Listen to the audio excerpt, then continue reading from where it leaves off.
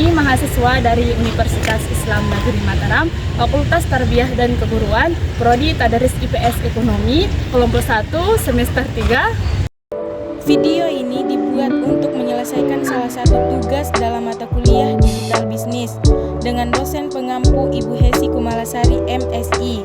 Kami dari kelompok 1 yang terdiri dari 5 anggota kelompok yang masing-masing bekerja sama dalam memenuhi tugas dengan judul materi Revolusi Industri 4.0. Sebelum masuk ke pembahasan, izinkanlah kami memperkenalkan diri terlebih dahulu.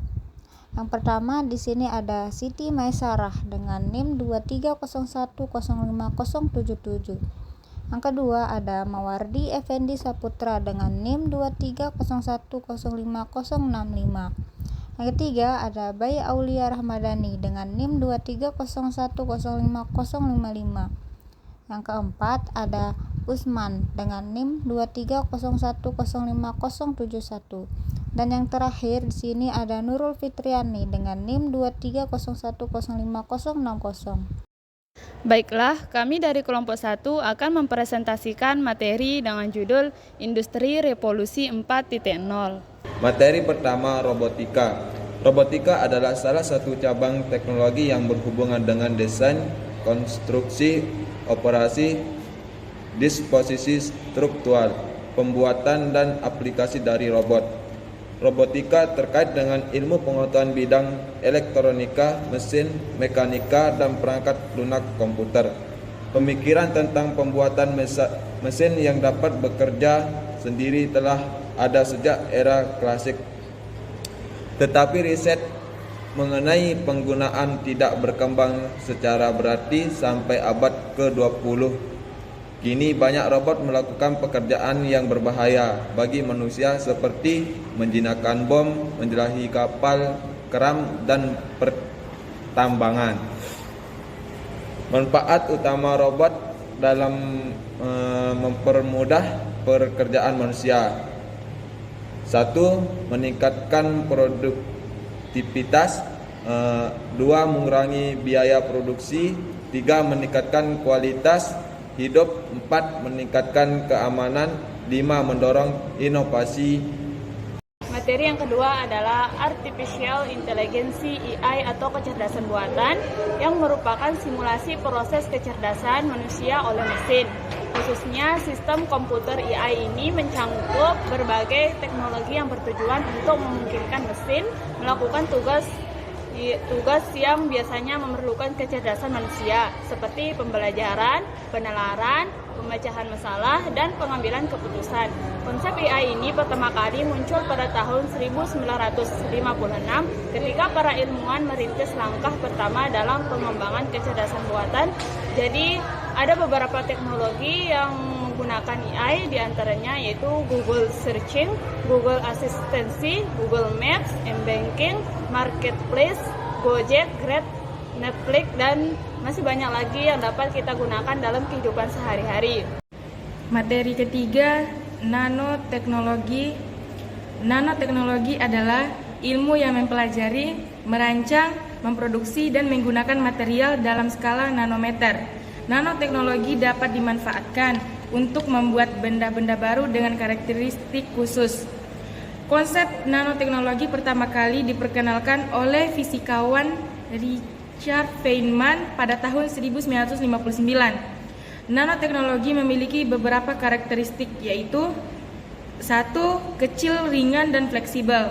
2. Memiliki daya kuat yang melebihi baja. 3. Tahan air dan panas. 4. Dapat menyimpan energi dalam jumlah besar. 5. Nyaris tanpa polusi. Nanoteknologi dapat dimanfaatkan dalam berbagai bidang seperti elektronik, biomedis, energi, lingkungan, pertanian, dan pangan. Materi yang keempat yaitu Internet of Things. Perkembangan teknologi di Indonesia semakin hari semakin berkembang. Terobosan-terobosan baru pun mulai bermunculan. Salah satunya adalah Internet of Things atau yang bisa disingkat dengan IoT.